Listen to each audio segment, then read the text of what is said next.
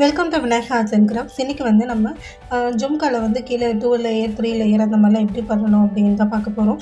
நான் வந்து வீடியோவில் கொடுக்குறது எல்லாமே பேசிக்கான ஐடியாஸ் மட்டும்தான் நான் கொடுக்குறேன். அது மாதிரி டிசைன்ஸ் டெக்கரேஷன் அது எல்லாமே வந்து உங்களோட இன்ட்ரெஸ்ட் உங்களுக்கு எப்படி தேவையோ நீங்கள் அப்படி பண்ணிக்கலாம். பட் நான் கொடுக்குறது வந்துட்டு பேசிக்கான ஐடியாஸ் மட்டும்தான் நான் தந்துட்டுருக்கேன். இப்போது இதில் நான் வந்து 2 ஜும்கா எடுத்திருக்கேன். இப்போ 2 ஹேங் பண்ணணும் அப்படின்னா நீங்கள் இந்த மாதிரி தனித்தனியாக தான் நீங்கள் 2 செஞ்சு வச்சுக்கணும். அதாவது கீழே இருக்கிறது வந்து நீங்கள் ஆல்ரெடி வந்து இந்த மாதிரி செஞ்சு வச்சுக்கணும். வச்சதுக்கப்புறம் நீங்கள் இந்த ட்ராப்பிங்ஸ் வந்து எப்படி பண்ணீங்களோ சேம் அதே மெத்தடை யூஸ் பண்ணி தான் மேலே வந்து வைக்க போகிறீங்க.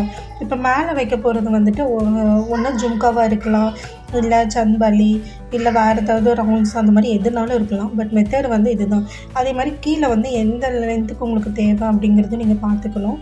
இப்போது கீழே வந்து இந்தளவுக்கு இருந்தால் போதுமா, இல்லை இவ்வளோ தூரம் இருக்கணுமா, எந்த மாதிரி இருக்கணும் அப்படின்னு சொல்லிட்டு நீங்கள் தான் பார்த்து டிசைட் பண்ணிக்கணும். இப்போ 2 லேயர் எப்படி நீங்கள் பண்ணுறீங்க அப்படின்னா அதுக்கு முன்னாடியே கீழே இருக்கிறது வந்து என்னென்ன டிசைன்ஸ் பண்ணுமோ அது எல்லாமே முடிச்சுடுங்க. அதே மாதிரி மேலே இருக்கிறதையும் டிசைன்ஸை வந்து முடிச்சுடுங்க. முடிச்சதுக்கப்புறமா நம்ம ஜஸ்ட்டு வந்துட்டு ஹேங்கிங்ஸ் பண்ணோம்ல அதே மெத்தடை ஃபாலோ பண்ணி நம்ம இது பண்ண போகிறோம்.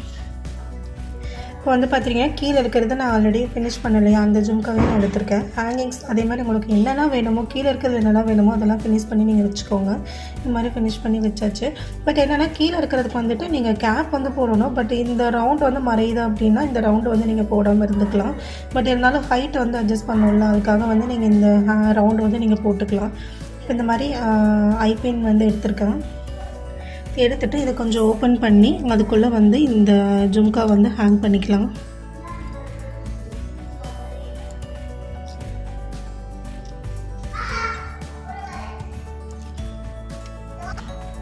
பார்த்திங்கன்னா ஹேங் பண்ணியாச்சு. இப்போ இதை வந்துட்டு எப்பவும் போல் வந்து நம்ம உள்ளே விடணும். இப்போ நீங்கள் விட்டு பார்த்துக்கோங்க. இந்தளவுக்கு ஹைட் வந்து உங்களுக்கு ஓகே அப்படின்னா நீங்கள் அப்படியே விட்டுக்கலாம். இல்லை கொஞ்சம் ஏதாவது கீழே இன்னொரு கொஞ்சம் ஹைட் வேணும் அப்படின்னா ஏதாவது சின்ன பால்ஸ் அந்த மாதிரி நீங்கள் போட்டு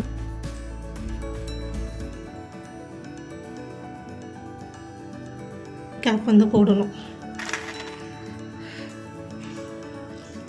நான் வந்து ஒரு கேப் போட்டுட்டு நீங்கள் இதெல்லாம் வந்து நீங்கள் ஒன்று ஒன்று போட்டு பார்த்துட்டு எந்தளவுக்கு ஹைட் வேணுமோ அந்தளவுக்கு, இப்போ இந்தளவுக்கு வேணும் அப்படின்னு நீங்கள் ஃபீல் பண்ணிங்கன்னா நீங்கள் அப்படியே வந்து இதை போட்டுக்கலாம். இல்லை இது கொஞ்சம் ஹைட்டாக தெரியுது அப்படின்னு சொல்லி யோசிச்சிங்கன்னா ஜஸ்ட் வந்து நான் பால் எடுத்துகிட்டு கேப் மட்டும் போட்டு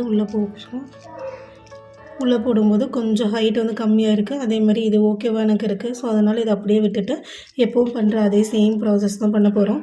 இந்த மாதிரி நீங்கள் பண்ணும்போது கீழே என்ன கேப் யூஸ் பண்ணிங்களோ அதுவே மேலே யூஸ் பண்ணுங்கள். கீழே வந்து நான் இந்த ஆன்டிக் கேப் யூஸ் பண்ணியிருக்கேன். ஸோ அதே கேப் வந்து நான் மேலே யூஸ் பண்ணுறேன்.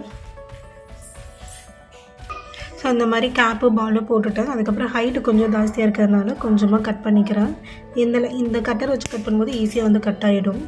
நீங்கள் எந்த இடத்துல கீழே டைட்டாக பிடிக்கணும்னா அந்த ஐ பின்னில் அந்த ஐ இருக்குல்லையே அந்த ரவுண்டு அந்த இடத்துல வந்து நகத்தால் வச்சு நல்லா அப்படி டைட்டாக பிடிச்சிக்கோங்க. பிடிச்சிட்டு அதுக்கப்புறம் ஃப்ளாட் நோஸ் பிளேயர் எடுத்துகிட்டு லைட்டாக அப்படி பெண்ட் பண்ணி விட்டுட்டு ரவுண்ட் நோஸ் பிளேயர் வச்சு நம்ம இது பண்ணிக்க வேண்டியதான். எப்போவும் சொல்கிறது தான், நம்ம இப்படி பிடிக்காமல் லைட்டாக இப்படி திருப்பி பிடிக்கிறோம். பிடிச்சிட்டு அப்படியே நீங்கள் அதை வந்து விடாமல் இப்படியே இந்த ரவுண்ட் பண்ணிங்கன்னா கரெக்டாக அந்த ரவுண்ட் ஷேப் வந்து உங்களுக்கு கிடச்சிரும். பார்த்தீங்கன்னா ரவுண்டு வந்து கொஞ்சம் க்ளோஸ் ஆகலை. இப்போ அந்த க்ளோஸ் ஆகாமல் இருந்ததுன்னா திரும்ப வந்து இப்படி வச்சு இப்படி நல்லா ரவுண்ட் பண்ணிட்டிங்கன்னா ரவுண்டு வந்து கிடச்சிரும். ஸோ இப்போ வந்து கம்ப்ளீட் பண்ணியாச்சு. மேலே வந்து நான் அந்த ஸ்டெட்டையும் வச்சு கம்ப்ளீட் பண்ணிட்டேன். ஸோ இவ்வளோ தான். நீங்கள் ஜஸ்ட்டு வந்து அந்த ஸ்டோன்ஸு பால்ஸு எதுவும் இல்லாமல் சிம்பிளாக இந்த மாதிரி போட்டாலே ரொம்பவே அழகாக இருக்கும். ஜஸ்ட்டு வந்து பீட்ஸு இந்த மாதிரி ஸ்டெட்டு அதாவது மேலே வந்து design stone chain ball chain அந்த எதுவுமே இல்லாமல் இப்படியே போட்டாலும் நீங்கள் ரொம்ப அழகாக இருக்கும். ஸோ இந்த வீடியோ உங்களுக்கு பிடிச்சிருந்தா மறக்காமல் லைக் பண்ணுங்கள், ஷேர் பண்ணுங்கள். தேங்க்ஸ் ஃபார் வாட்சிங்.